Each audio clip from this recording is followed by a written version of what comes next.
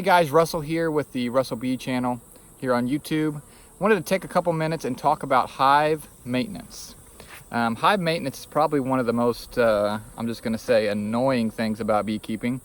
It's one of those things where it's not necessarily the fun part. It's not the part that, you know, gets you all excited like maybe a honey extraction would. But it's something that you have to do. You know, it's kind of like when people say you think about getting a dog, you got to think about the entire life of that dog and not just the fun puppy part or, you know, throwing a ball with it out in the yard. You got to think about all of the things about having a dog, and beekeeping is very, very similar. You know, anything that you're going to do, you want to do the best of your ability, especially when you're dealing with animals, livestock, or in this case, bugs. So probably the hardest part for beekeeping for me is the after honey part. That's kind of where it turns into work. That's where it's not as, I guess you would say, fun anymore, but it's still stuff that you got to do. It also, for me, is the time of year where at work I start getting more busy, or busier, I should say.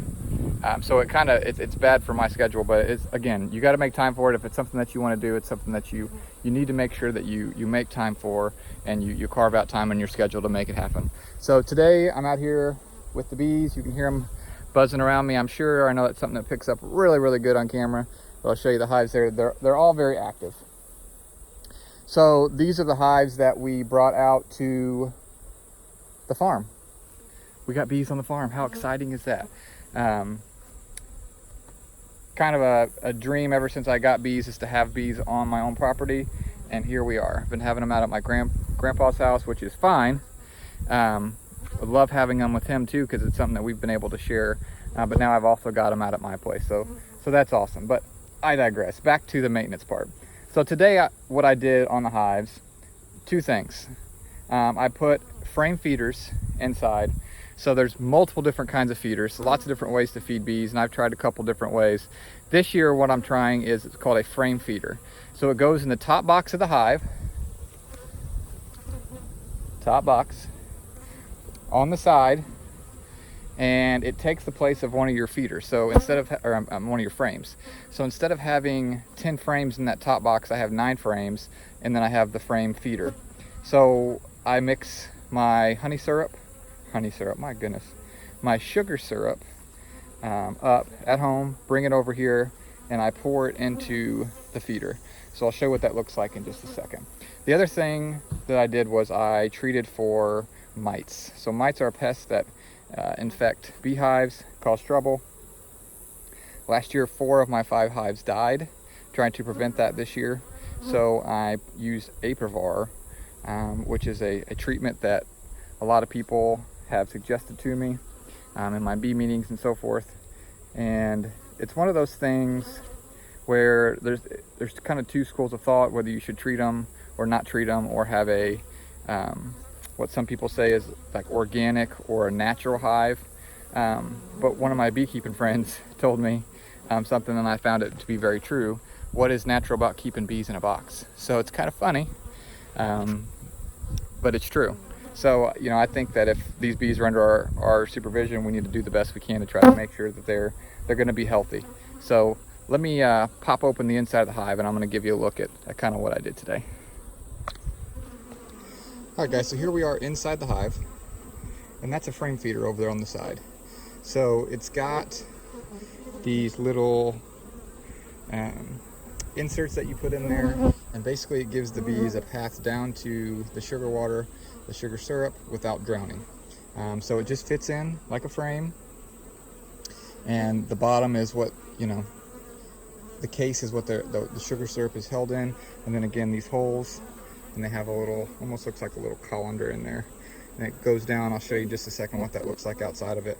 But that's the way that I've decided to do it this year. Again, there's lots of different ways. That's the way that I've decided to do it this year. This is an apivar strip. Okay. So it slides down into the hive. You're supposed to do, the package says to do 2 per 10 frames. So I should have had 1 here and 1 here, because you want to put it on the outside of the brood nest. But I've been told that you can actually get away with just doing one per box. But if you've got the 2 boxes like this, you want to kind of catty corner. So I've got one on this side and I've got one on this side on the bottom set of frames. But that's what I did today. I've never done the apivar before. I was given that as a highly suggested thing to do, help keep bees alive. I was even told if you don't do it, there's a better chance that your bees will die. So you can see here the bees are sucking up the little bit of syrup or a little bit of sugar water that I spilled. So it was actually a very, very exciting trip today. I found the queen in both of these hives. Typically I don't look for her, but she popped out on both of these hives very, very quickly. In this hive, I saw that I had my last hive there, I saw that I have good amount of brood in there, so I wasn't too worried about finding her. Put the apivar strips in and let her go.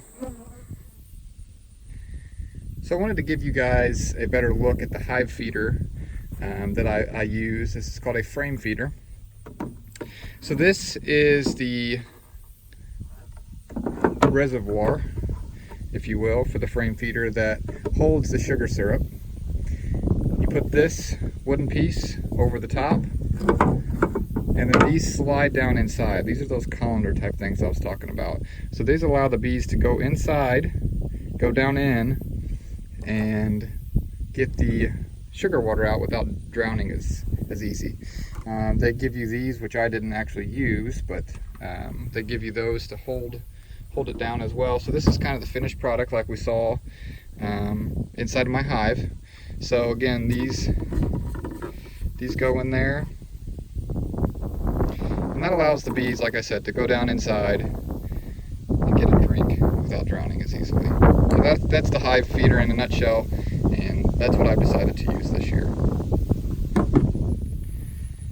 So I hope you guys enjoyed today's video. I wanted to give you a little bit of an insight of what I was doing right now with my hives. Again, hive maintenance is very, very important. It's something that we need to make sure that we're doing along with all the other fun parts of beekeeping. We've got the 3 hives out here right now on the farm, and they're all doing pretty well. The one that I was concerned about the most, it was the lightest. Basically the entire top box is not drawn out of comb. So need to work on getting that drawn out and getting them some good honey stores for the winter. That'll be my task for that hive. The other 2 hives looked really, really good. If winter started today, I think they would be just fine. But again, hive maintenance is very, very crucial. Make sure that you guys are doing that. If you like what you see, please subscribe. If you like this video, hit like. I appreciate it, guys. We're already well over 120 subscribers now. Couldn't do that without you. I appreciate you. Have a great day, guys, and God bless.